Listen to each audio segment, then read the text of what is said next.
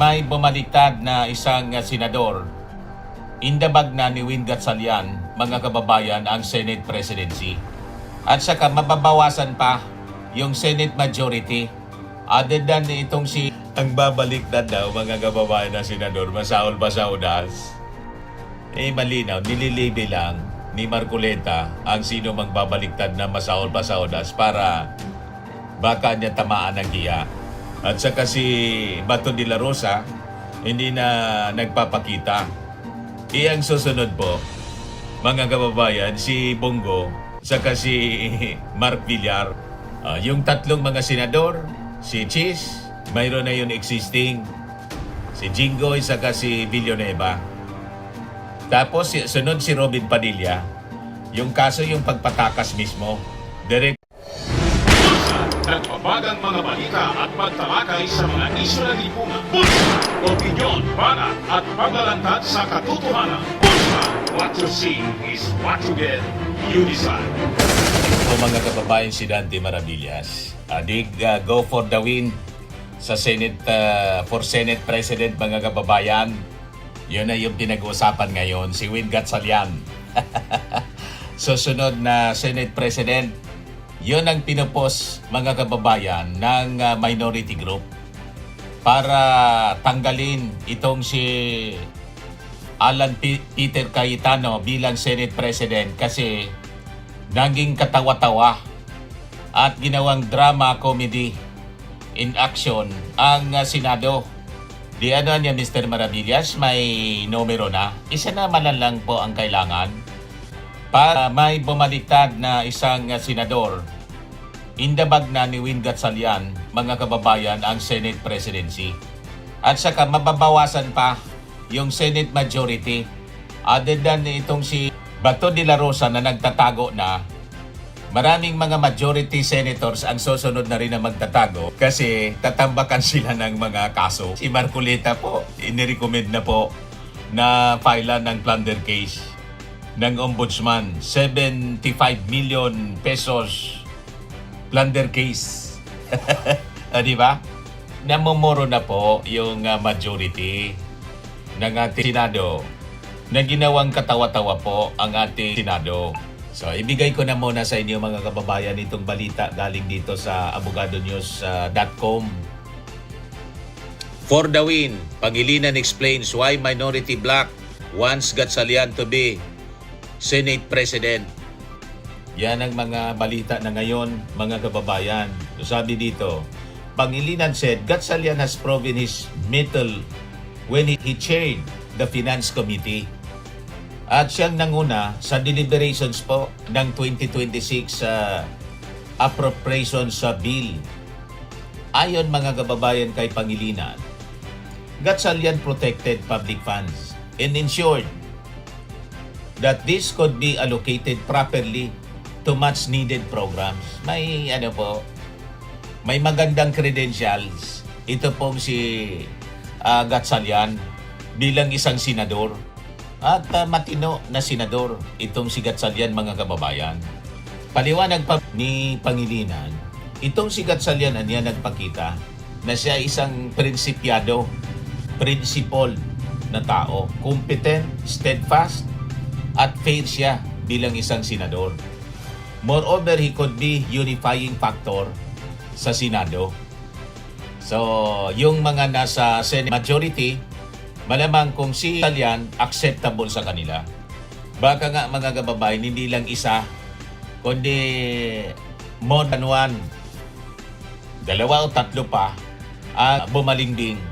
Kahit tawagin silang Judas, Masaol Pasaudas, sabi ni Marcoleta. Ang babaliktad daw, mga kababayan, na senador, Masaol Pasaudas.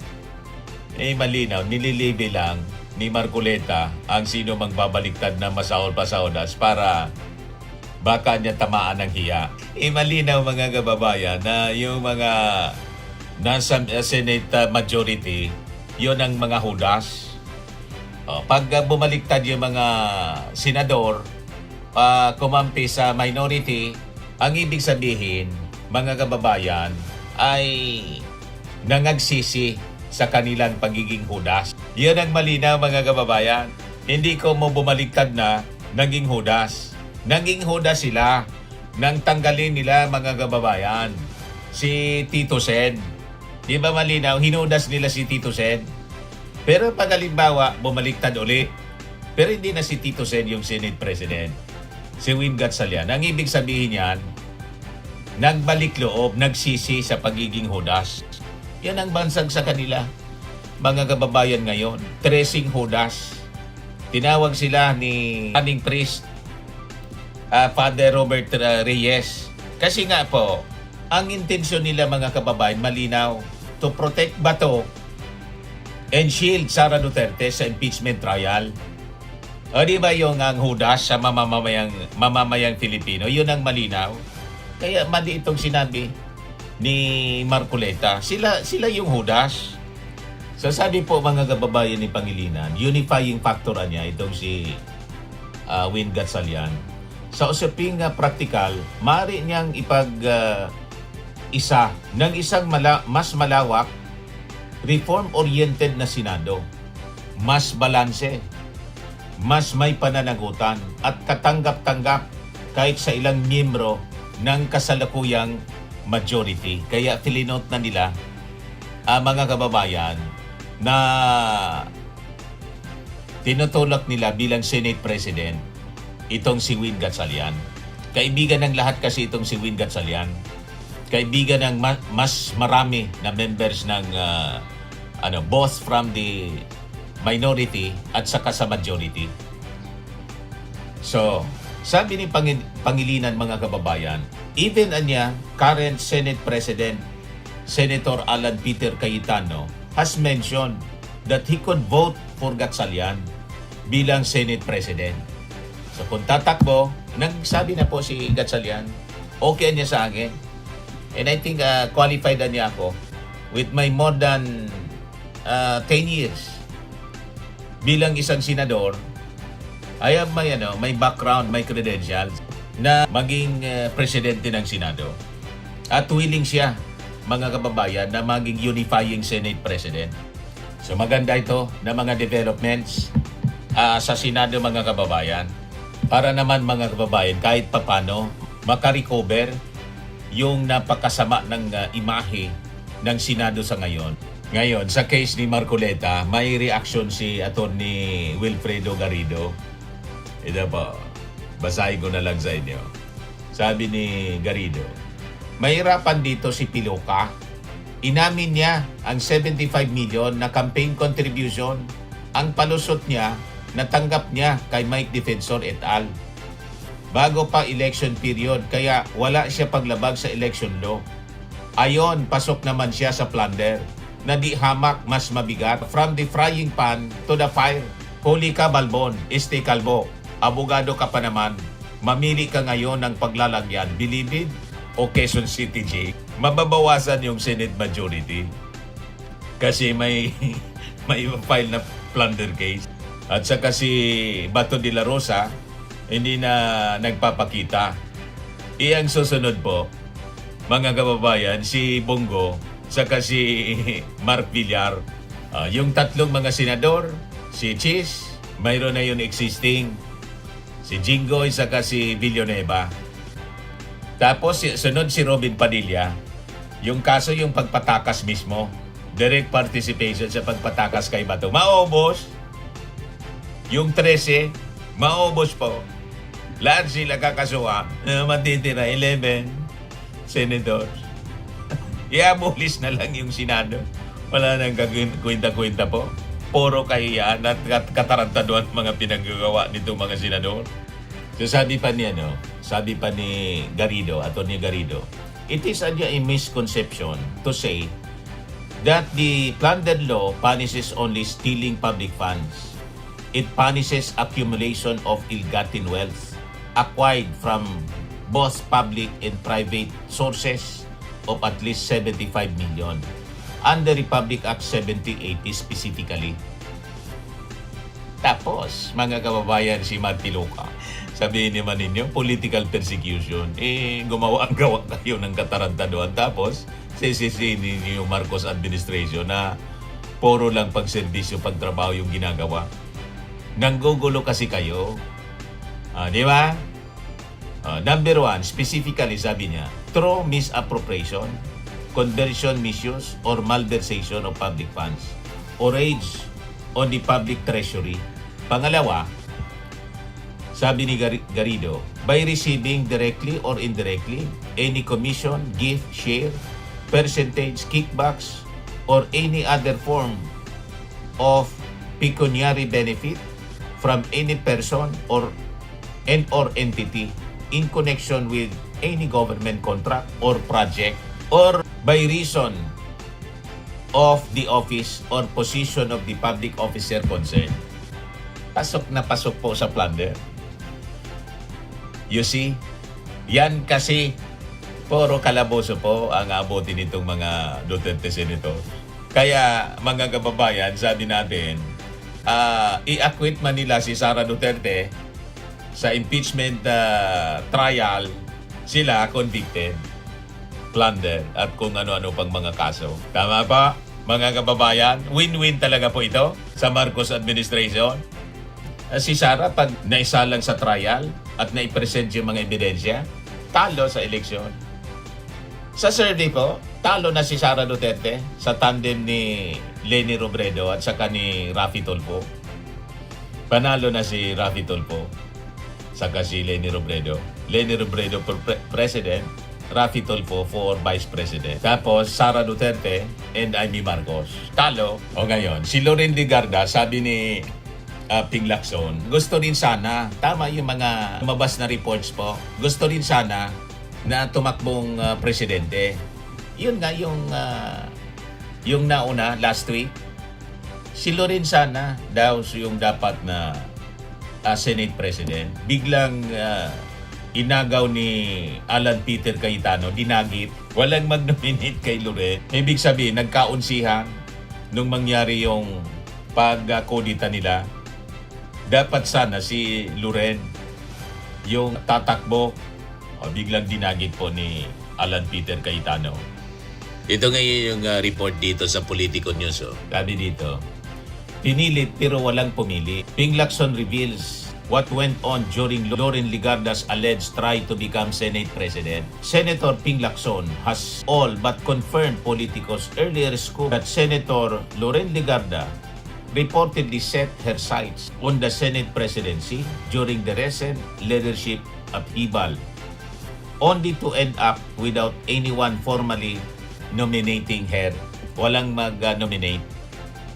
Pinilit pero walang pumili. Sabi dito, Politico earlier reported that Legarda allegedly wanted to become Senate President. But events inside the chamber reportedly moved too quickly, mabilis yung pangyayari, allowing Senator Alan Peter Cayetano to consolidate support and secure the post before her own bid could gain momentum. Legarda eventually accepted the post of Senate President pro tempore, the second highest position in the chamber. In an interview, Lacson shared that Senator Lito Lapid allegedly overheard Legarda encouraging fellow majority senators to nominate her. Narinig ko niya na gusto ni Loren, i-nominate mo na niya ako. I-nominate na ninyo ako. Parang yung classroom, election. Sige na niya, i-nominate mo ako. Walang nag-nominate. Mabilis yung pangyayari. Biglang take over ni Alan Peter Cayetano.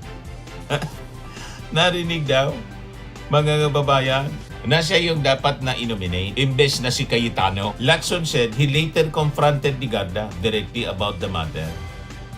Nagtataka nga kami, hindi namin agad nakuha kung ano yung ibig niyang sabihin na nagpapanominate siya. So when I confronted Senator Loren, ang sabi niya sa akin, that was in jest niya. So I took it at face value. Yun ang kanyang reply.